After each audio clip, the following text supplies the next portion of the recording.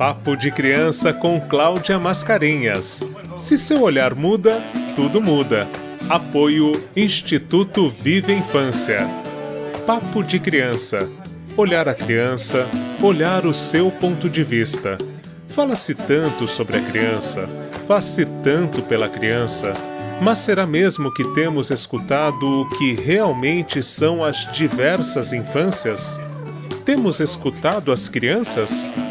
O Papo de Criança com Cláudia Mascarenhas é uma oportunidade para falar sobre as diversas infâncias e da criança como criança, a partir de suas delicadezas e também suas chateações. Aí vem o Papo de Criança com a Cláudia Mascarenhas.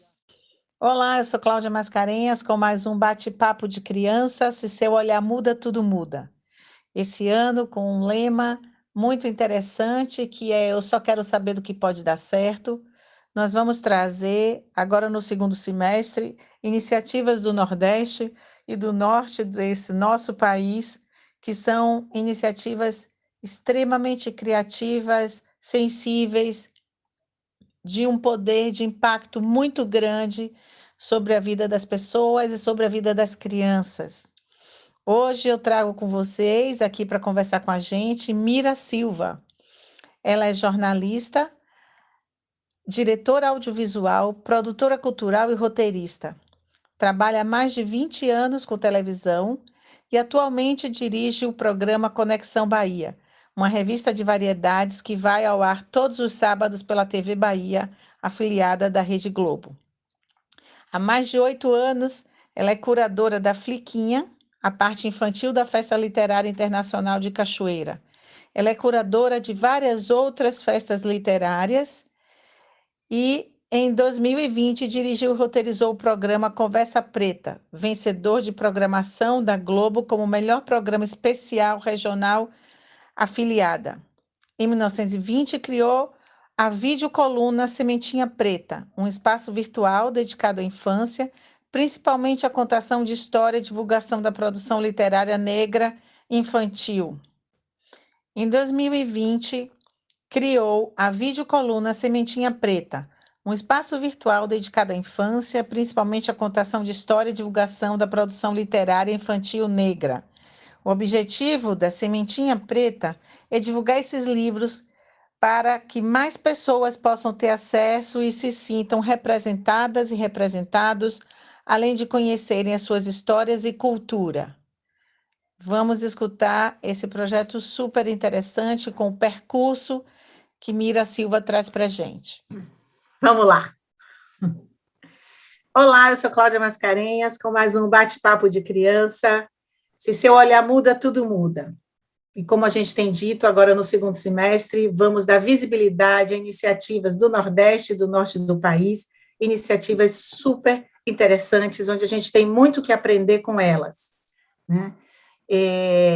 Eu sou uma mulher de cabelo cacheado, estou com batom, tem uma parede atrás que tem um guarda-roupa com a cor de madeira, a parede ao lado é uma parede esverdeada.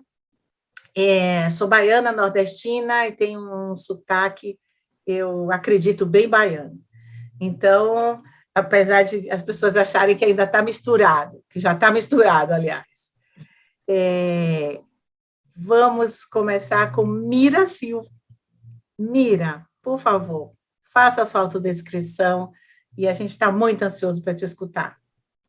Olá, gente, boa noite, bom dia, boa tarde, né, a todos aí que ouvem a qualquer hora, a qualquer momento, né? Eu sou Mira Silva, sou jornalista e diretora de programa de TV, além de outras coisas mais, inclusive contadora de histórias, e eu sou uma mulher negra, né? Tenho cabelos cacheados, eu estou usando um colar colorido, uma jardineira assim, meio marrom, uma blusa preta, atrás de mim tem uma parede, a luz está pouca aqui, tem uma parede branca, com uma janela ao fundo, uma lareira preta, E é um prazer muito grande estar aqui hoje para bater esse papo, bater essa conversa boa com vocês. Já vai começar a nossa conversa com Mira, que tem, enfim, um leque enorme de apresentações. Ela só falou 2 aí, mas vocês vão ver do que se trata. E essa voz dela, aí que vocês estão ouvindo, essa voz de jornalista, essa voz maravilhosa, já diz para a gente o que a gente vai escutar. Mira, vamos direto ao ponto. Sementinhas Preta. Fala para a gente já de cara, né, do que se trata. Que projeto é esse que você promove com enfim, que iniciativa, eu acho que essa é a palavra, né, Mira? Uma iniciativa super bacana que a gente quer escutar muito hoje aqui. Eu gostaria, antes de começar a responder a tua pergunta, agradecer a você, né, primeiro por esse espaço, que é um espaço, para mim, muito importante, né, que é o Papo de Criança, falar sobre a infância, né, agradecer a você pelo convite, Cláudia, e, assim, eu sou muito feliz, assim, desse nosso encontro, né, nessa vida, né, porque a gente trata dos mesmos temas, estamos preocupadas com as mesmas coisas, enfim, Sementinha Preta, né? Eu acho que, como o nome diz, eu acho que quando a gente está aqui falando em áudio, né? Não tem vídeo, né? Apesar de eu trabalhar com audiovisual, mas aí as pessoas já devem estar imaginando, né? Uma coisa germinando, né? Algo que germina, e tudo que germina, né? Se a gente rega, se a gente cuida, ela dá, ela cresce, ela frutifica. Então, a Sementinha Preta, por enquanto, ela é uma página hoje no Instagram e também tem no YouTube, é uma página de contação de histórias, de dicas de livro, né? E de tudo mais que envolva a infância. Eu sempre estou falando que nesse espaço é um espaço dedicado à infância, é um espaço dedicado principalmente à criança preta, a criança negra, né? Eu sou uma mulher negra e, partindo do meu contato com a literatura infantil, como curadora de festas literárias infantis, foi quando eu comecei, de fato, a mergulhar nesse universo infantil. De verdade, ele caiu assim, por acaso, na minha mão. Eu digo sempre que os herês, eu comecei falando disso com você, eles nos aprontam essas coisas, e o meu encontro com a infância, apesar de ter se dado um pouquinho antes, que foi quando eu comecei a visitar, via trabalho, os orfanatos, e eu descobri que eu me encantava com essas crianças, né? Foi um encontro muito especial, eu acho que foi ali que plantou essa semente, e aí depois veio o convite para eu ser curadora e apresentadora de festas literárias infantis. E aí foi um encanto total. Eu comecei a mergulhar nesse universo da literatura infantil, e como eu disse, eu sou uma mulher negra, eu sei o quanto, né, as crianças, a educação infantil, nas escolas principalmente, as crianças negras têm pouco acesso a uma literatura que as represente. Então, partindo disso, eu sempre tive o desejo de fazer algo que trouxesse essa literatura que hoje a gente sabe que não está nas escolas ainda, né? Apesar da lei, apesar da gente saber que é importante o ensino da nossa cultura afro-brasileira nas escolas, e indígena, a gente não tem ainda. Então, como eu comecei a fazer contação de histórias infantis, eu resolvi contar histórias infantis de autores negros, né? E autores e autoras negras, mas não é qualquer história, né? Passa por uma curadoria desses livros, e esse leque é ampliado, porque não é só literatura negra na Sementinha Preta, é a literatura que hoje eu aí, Cláudia, psicóloga, eu acho que ela pode me ajudar nesse conceito. Eu aprendi com uma pessoa semana passada, Cláudia, não falar na palavra inclusão, porque quando você inclui, significa que a pessoa está excluída da sociedade. Aí ele disse, não, eu não estou incluindo nada, e ele é um cadeirante, ele me Me deu essa lição, porque a gente tem que estar com os ouvidos atentos, né, para a gente ouvir. Uhum. Então, o Sementinha Preta, ele trata de literatura negra, ele traz livros que tratam dessa literatura para criança inclusiva, livros que falam de preconceitos, ou seja, esses livros que eu acho que contribuem muito com a formação, e principalmente com a formação tanto dos pais, dos educadores, porque tem que ter todo mundo nesse bolo, quanto das crianças. É por aí, mais ou menos, que o projeto anda, né? Mas eu pretendo ampliar ele. Sim, eu queria, Mira, que talvez algumas pessoas que estejam escutando a gente, e quem está no YouTube vai ver também, né? Que você falasse, talvez algumas pessoas não tenham uma dimensão do que é essa lei que você citou assim en passant e da importância dela, né, para as escolas e para todos nós. Você pode dizer para a gente um pouquinho isso, só fazendo esse parêntese, que é algo muito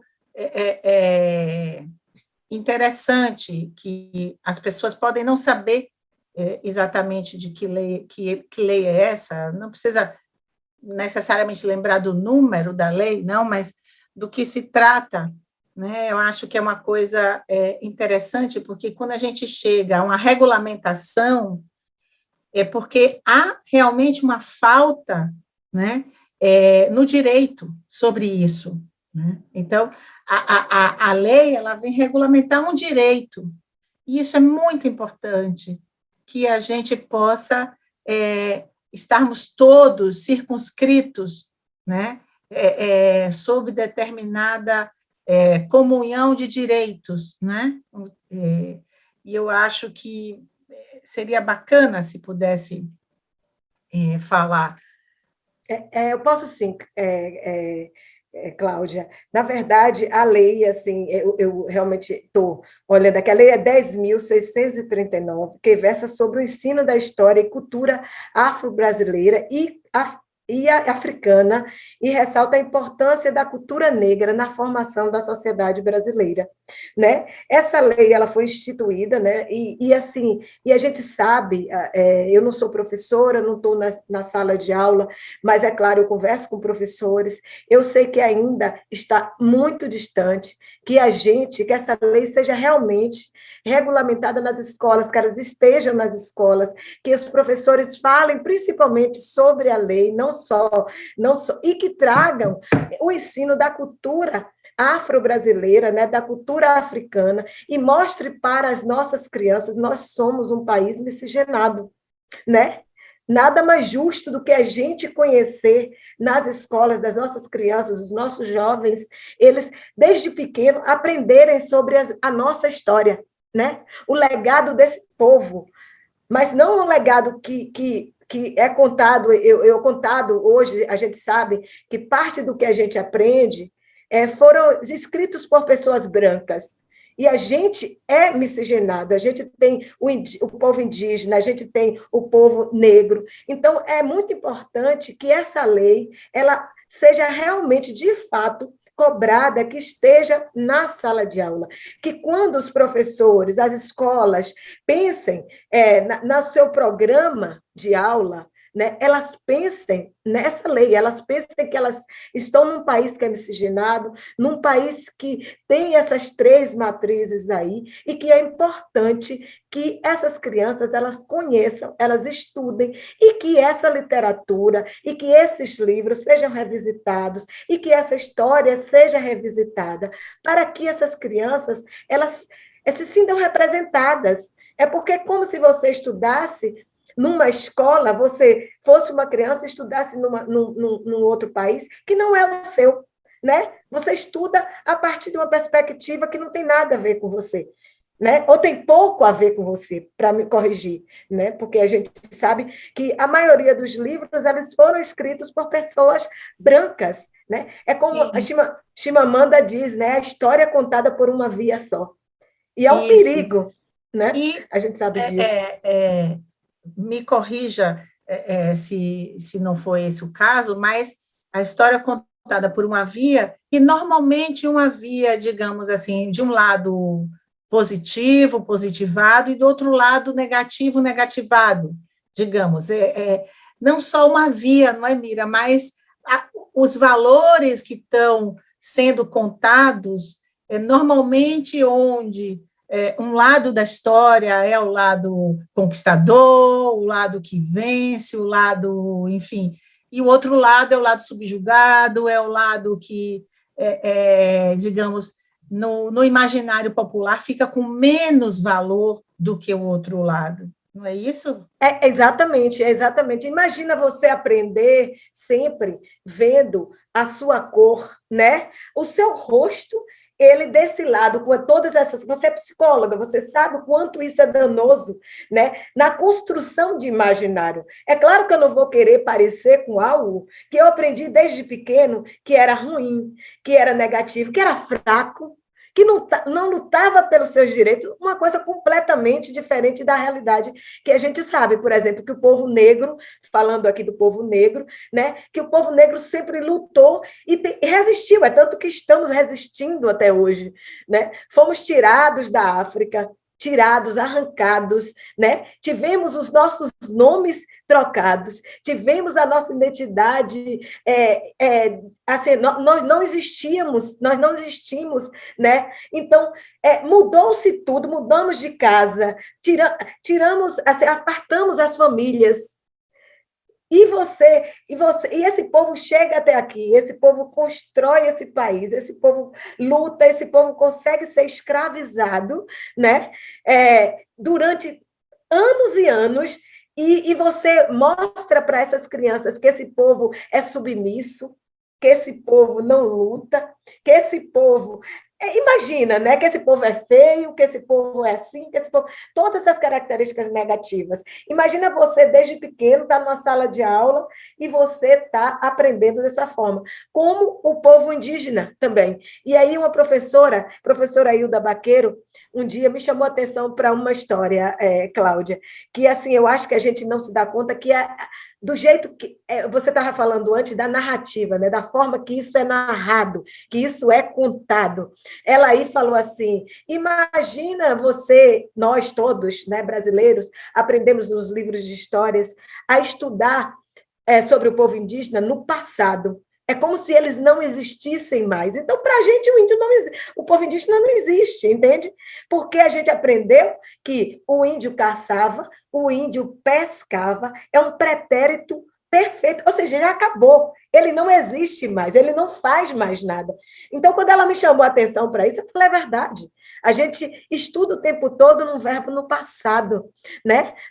Falando das nações indígenas, falando do povo indígena, como se eles não existissem mais. Então, é como se a luta desse povo hoje ela não existisse, né? Se ele não existe, a luta dele não é legítima. Sim. Né? Quando você traz isso, Mira, me lembra essa noção de representatividade, né? Por que você está falando isso, que é alguma coisa tão importante? Por que é tão importante para uma criança negra ter uma princesa no conto de fada, no conto, no livro de história, ter uma princesa negra, né? Ter um rei negro?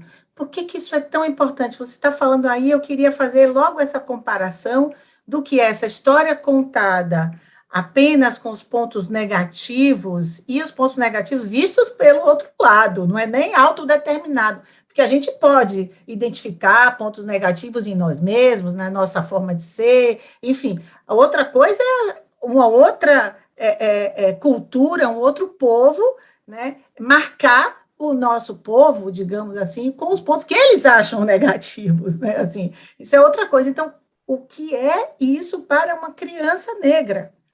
Como é importante essa representatividade? E é isso que você está dizendo para a gente. Eu queria marcar muito, porque às vezes a gente passa batido, fica como um discurso, ai, de novo essa história, mas não é de novo essa história. É essa a história. Exatamente, é essa a história. E aí você tocou no ponto muito interessante, que é você contar a história do outro, né? Que é uma coisa muito perigosa, né? Você está lendo a sua história contada do ponto de vista do outro, que é impossível ele saber sobre a sua história, sobre as suas dores, sobre o que você sofreu, né? Porque você falar sobre a perspectiva do outro, com certeza vai ser uma perspectiva totalmente deturpada, totalmente torta, né? Imagina uma criança negra, como eu, por exemplo, né? Nunca ter lido uma história onde o protagonista é o negro. Na minha história, nas histórias infantis que eu possivelmente li, não existia princesa negra, né? Não existiam príncipes negros, né? Ou seja, você é a criança preta, ela não se enxerga, ela não até pouco tempo atrás e hoje ainda bem que a gente começa a mudar um pouco isso, né?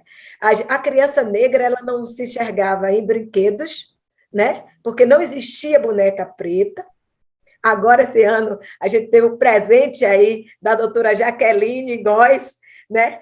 Virar uma boneca preta, né? Imagina, uma cientista preta, tão importante agora, né? Com relação ao coronavírus, ela virou uma boneca preta. Imagina as crianças, né? Brincando com a doutora Jaqueline hoje. A importância disso, Cláudia, para essas crianças, né? Elas falam, é possível eu ser uma cientista, né? É possível ser cientista porque tem uma cientista negra aqui que eu estou brincando, que eu estou criando histórias com ela. Ela parece comigo, ela tem um nariz parecido com o meu. Ela tem o cabelo parecido com o meu. Você imagina você ser, eu digo assim, ser violentado, ser tirado a você o direito de ter uma representatividade, é como se você não existisse. Se você não vê ninguém com as tuas características, você cresce, você brinca com brinquedos que não te representam, porque não tem. Você lê livros infantis que está na formação da criança. A criança está sendo formada para o mundo como cidadão, né? Como é que ela é formada sem uma referência? Ou seja, todas as referências que ela tem, você está... Aí a gente volta, infelizmente, para a literatura de Monteiro Lobato, né? Onde a gente via o Saci Pererê. Qual é a ideia do Saci Pererê? Claro que alguém diz, não, mas era um outro momento. Tudo bem, era um outro momento, mas aquilo estava formando pessoas. Naquela imagem do Saci Pererê, um cara de uma perna só, era o preto que a gente via, né? Aí você vê a tia Anastácia também, na cozinha, ela contava histórias maravilhosas, entendeu? Mas onde é o lugar que ela ocupava? No extrato social daquela casa? Na cozinha. Entende? Então, todas as referências estão ligadas aos piores lugares da casa, né? Aos piores lugares no âmbito social que as pessoas ocupam. Ou seja, você não tem esse preto como protagonista. Agora a gente lê o livro O Príncipe Preto, de Rodrigo França, que conta a história de um menino aventureiro que transforma o mundo, que sai por aí plantando a árvore, né? O baobá, que tem uma representatividade na cultura africana. E essa criança ela vai sendo levada por esse príncipe preto, e é ela, né? Sou eu que estou indo nessas aventuras, sou eu que estou plantando, semeando o bem pelo universo, né? A paz, a união entre as pessoas. Imagina isso, como essa sociedade. E a sementinha preta ela vem com esse propósito, né? Isso. Esse propósito Fala um pouquinho mais, então, de plantar essas sementinhas, né? De através dessa literatura infantil que eu leio nessa coluna, né? Que é uma coluna do Instagram, através dessa coluna, assim, o meu propósito é fazer com que os pais, até mais, eu falo que é uma coluna para criança, mas assim, eu estou lendo muito mais para os adultos, né? Porque assim, eu quero justamente que o adulto perceba o quão distante está essa literatura do filho dele, né? E aí não importa se o adulto é preto ou branco, porque a sociedade, a gente tem que construir uma sociedade igual para todos, né? E eu ficaria muito feliz se eu estivesse lendo estes livros eles estivessem em casas de pretos, em casas de brancos, não importa, porque a gente está construindo uma sociedade, e essa sociedade ela tem que ser igual, ela tem que ser antirracista. Então, se esses livros que eu estou lendo, ou que eu indico, ou que eu dou dica no Sementinha Preta, as pessoas brancas entendem que aquilo não faz parte da sociedade na qual eles vivem, significa que a gente não está construindo absolutamente nada, né? Porque é importante, por isso que é importante esses livros serem levados para as escolas. Porque a escola é o espaço social onde tem todos estão ali, né? Ou todos deveriam estar nesse espaço. É um espaço democrático, onde tem brancos, onde tem pretos, onde estão todos ali em pé de igualdade. Então, é um lugar onde eu acho que é o espaço, além da família, claro, a família e a escola, eu acho que essas duas instituições, elas hoje, na construção dessa sociedade mais igual e menos racista, são muito importantes. Então, os pais e professores e as escolas têm um papel muito importante. Quando eu leio ali na Sementinha Preta, eu estou lendo principalmente para os adultos, eu sempre termino, leiam para suas crianças, né? Uhum. Porque, além da leitura, a gente sabe, né? A leitura acolhe, a leitura abraça, a leitura. Imagina um pai que senta, que põe seu filho no colo, eu fiz isso com o meu, né? Imagina o pai que bota seu filho no colo, a madrinha, a tia, o vizinho, quem quer que seja, e conta uma história para ele, né? E faz essa troca. Imagina o laço que isso cria. E imagina se esse laço é a partir de uma criação de uma sociedade mais igual, uma sociedade mais plural, né? Respeitando as diferenças acima de tudo. É uma coisa... E aí, quando eu conto lá, eu conto justamente assim, na intenção que aquele pai vá assistir aquele vídeo, que ele não é para criança ouvir aquele vídeo, que Mira conta na coluna Sementinha Preta. É para o pai falar, poxa, que livro bacana, né? Que literatura legal. Eu vou adquirir para o meu filho. Eu vou comprar para o meu filho, eu vou ler para o meu filho, né? Eu vou avisar a escola que eu descobri um livro bacana e que a escola pode botar no próximo ano ali para os meninos da escola. Leve, mostre o livro, né? Porque eu sou divulgadora, eu saio com esses livros divulgando para todos os lados. Porque a minha intenção Isso que eu ia te perguntar, Mira, na sua condição, na sua função também de curadora de festas literárias, né? Como que você tem conseguido avançar nesse tema nas festas literárias às quais você é curadora? Talvez para quem não saiba ainda, né? Mira é uma das curadoras da Flica, aqui, né? Da Festa Literária de Cachoeira, que é uma festa literária belíssima e tem um espaço dedicado à infância maravilhoso, né? E é sobre esse espaço que Mira tem avançado, tem trabalhado também. Como é que tem sido isso, Mira, nas festas literárias, a parte, principalmente da criança, né, que é o nosso foco aqui? Exatamente. Eu estou, né, assim, a gente deu uma parada por conta da pandemia, né, mas há 8 anos que a gente está à frente, né, da curadoria da Fliquinha, que é a parte infantil da festa literária de Cachoeira, sou eu e Lília Gramacho, que fazemos a curadoria da... E a gente ganhou esse presente, eu mais Lília, assim, somos encantadas com esse presente que a vida nos deu, né, que é estar à frente desse projeto, que é um projeto tão importante, tão assim, grande, de propósito, né? E eu sou muito feliz por estar responsável por esse espaço, o espaço da infância, que é um espaço muito caro para todos nós. E estar numa cidade do interior, né? Não é em Salvador, onde eu moro, é no interior, em Cachoeira. Então, Cláudia, quando a gente começou a fazer a festa literária em Cachoeira, e a gente começou a contatar os escritores e escritoras, e a gente, desde o início, assim, eu mais Lília, a gente sempre pautou por ter uma programação super diversa, né? Onde a gente tratasse de vários temas, e principalmente esses temas que eu estou falando aqui, desde o início da nossa conversa, e trouxesse sempre a literatura negra para a programação da Fliquinha, sempre, sempre. Cachoeira, para quem não conhece, né? Cachoeira é uma cidade que fica no Recôncavo Baiano, é uma cidade histórica, foi palco da nossa independência, da independência do Brasil na Bahia. Até hoje, Cachoeira é um dia sede de governo da Bahia. Então, é uma cidade particular, cidade lindíssima, e tem uma negritude muito forte, né?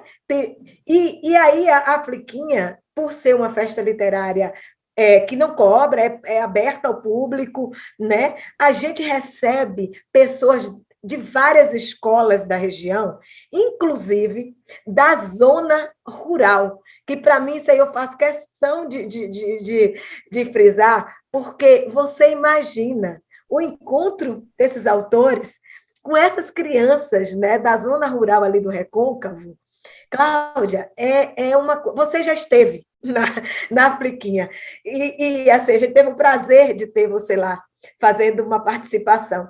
E é muito interessante isso, porque eu acho que aí está a formação, assim, além das escolas que a gente já falou, as festas literárias hoje, e a gente tem muitas pelo Brasil afora, é um espaço primordial, um espaço importantíssimo para esse encontro, porque o encontro da criança com quem conta as histórias, com quem escreve as histórias, você precisa ver, é encantador, porque ali eles criam um laço tão importante, né, e tão rico com esses que escrevem.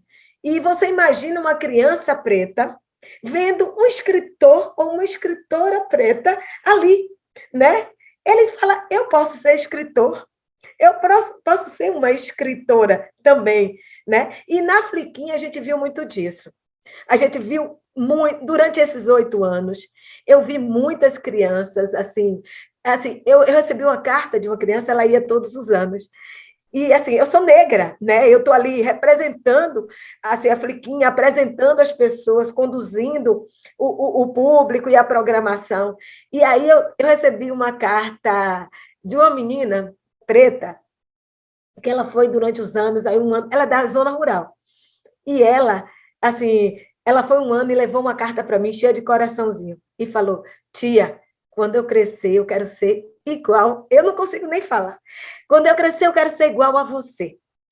Né? Então, assim, é uma coisa que para mim, assim, eu fico emocionada, porque eu sei o quanto isso pode ser importante. Eu quero ocupar um lugar de importância que eu estou vendo que você tem aí nessa feira, nessa festa. Aí.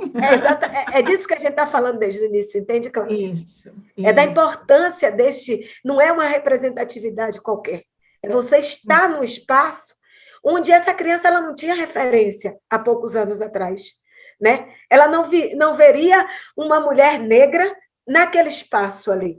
Então, como é que ela ia almejar na vida dela? Ela ia fazer essa mobilidade, ela ia querer ser alguém, não tinha referência, ela não via meninos e meninas que vão a estas festas e elas veem esses escritores, elas veem esses autores e, assim, elas percebem que podem, né? E você cria uma potência, você cria um movimento interessante. É um movimento, né, Mira? Exatamente. Mesmo. Eu queria também perguntar para você, no espaço da sua leitura de histórias, você tem algum episódio, alguma coisa na conversa com os ouvintes ou com as pessoas que te acompanham, eles te dão que tipo de feedback aí para você, que você lembre, assim, que seja interessante contar aqui para a gente? Olha, assim, é interessante isso, né? Porque eu comecei assim, É claro que eu tenho um propósito, né, no Sementinha Preta, e um propósito até, assim, bem grande, né? Eu pretendo um dia conseguir alcançar esse propósito, mas, assim, e aí eu comecei a fazer, e no início eu mandava para as pessoas, para os conhecidos, para os amigos, né, para quem pudesse divulgar, até para poder ler e tal, e aí, assim, eu recebia alguns feedbacks, né? Primeiro, assim, de uma avó uma vez que mandou no inbox, assim, obrigado por sua dica, eu acabei de comprar esse livro e li para o meu netinho que ele amou a história, entende? Assim, de uma outra menina que a mãe, um menino pequeno que a mãe leu a história, deu a coluna, né? Assistiu a coluna com ele, e aí gravou o áudio, mandou para mim que ele falando, eu adorei essa história que conta, aí contando como o que é que ele tinha gostado da história, o que é que você gostou da história, enfim, além das trocas que a gente tem na coluna com outros é, com outras colunas também de contação de história, né? E outras meninas pretas também, que também passaram a curtir a página, né? Comentam, aí quando eu reposto, elas mandam inbox, né? Sobre a página, sobre o que elas gostam, enfim, eu acho que a coluna, né? Eu acho que ela é importante porque ela traz principalmente o público preto para a página, né? Ela faz esse encontro do público do público preto com a literatura negra, né? E a gente descobre, Cláudia, eu mesma assim, descobri através das minhas pesquisas, assim, infinitos livros infantis. Eu nem imaginava que existiam tantos autores infantis, né? Aí, quando eu comecei a pesquisar, comecei a ler, comecei a visitar as editoras, né? Para descobrir quais editoras publicavam livros de autores negros, mais livros, apesar de estar na Afriquinha há muito tempo, mas assim tem muita literatura infantil negra. É porque às vezes a gente sabe que a sociedade ela elege algumas coisas e não elege outras coisas. A gente sabe disso, né? Assim, tem livros que são mais conhecidos, que são mais publicizados, que são mais divulgados, outros não. Então, eu acho que a importância desses canais que tem essa responsabilidade, né? Tem esse objetivo de trazer essa literatura, né? Essa literatura que eu digo mais responsável, essa literatura que tem como finalidade, né, a construção de uma sociedade mais igual, mais plural, menos racista, menos preconceituosa. Eu acho que é ampliar esse debate, ampliar esse discurso, né? Fazer com que mais pessoas conheçam as escritas dessas pessoas, o pensamento dessas pessoas. Acima de tudo, conheça a história do povo negro, né? Porque muitos desses livros contam muito das nossas histórias. Mira, super obrigada. Eu estava aqui pensando que você trouxe um dado muito importante, né? Existe sim, né, uma literatura infantil negra importante, numericamente importante também. Há muitos autores negros escrevendo sobre isso na literatura infantil. Esse é um dado muito interessante. Se a gente não está encontrando esses livros, a gente precisa correr atrás, porque eles existem, não é? Exatamente. Então, eu te pedi, Mira, na minha tarefa super difícil, de que você faça a sua finalização como você quiser, como você achar que pode ser a melhor finalização para o nosso programa, e o Papo de Criança agradece muito a sua participação com um tema tão valioso que é esse que você tem trazido da literatura infantil negra. Olha, Cláudia, assim, para mim, assim, é um propósito realmente de vida, essa de trazer, de contar, de mostrar, de divulgar, né, esses autores e autoras e trazer essa literatura. Eu te agradeço aqui por abrir esse espaço para que a gente fale sobre esse tema, né, para que a gente converse sobre a infância, sobre as crianças. A gente precisa, de fato, olhar para as crianças, né? Olhar com responsabilidade, ver, pensar em que mundo é que a gente está, né, construindo para as nossas crianças, né? Que tipo de mundo é esse? Como é que a gente... Eu sempre pergunto, assim, quando eu converso com professores nas escolas, eu sempre pergunto quais são os livros que você está indicando para a sua criança ler. Qual é o livro que você senta e lê com a sua criança? Que histórias você está contando para eles? Né? Pense sempre nisso. Eu acho que as escolas têm que pensar nisso, os professores têm que pensar nisso. Nós que educamos, né, que criamos pessoas, né, que acompanhamos eles desde a infância, temos que pensar nisso. Enfim, eu quero mesmo assim, pedir que todos pensem sobre quais livros estamos e que mundo estamos construindo para as nossas crianças. Muito obrigada pelo espaço, viu, Cláudia? A gente que agradece, não tenho nenhuma palavra a mais sobre isso. Vamos ficar com a sua pergunta no ar. Olá, meu nome é Luana, eu tenho 8 anos e minha dica de leitura é Catrapiçu, A Menina que Não Existia, de Joana Flores. Um beijo, espero que gostem. Ficha técnica. Música: Luciano Salvador Bahia. Desenho: Menina da Jujuba, Renato Barreto. Lema central: Se seu olhar muda, tudo muda, Fernando Passos, Engenho Novo. Locução: Marcelo Abud. Assistente e produção: Luísa Guerra. Estúdio: Alex Carlyle. Ainda não, quase tudo.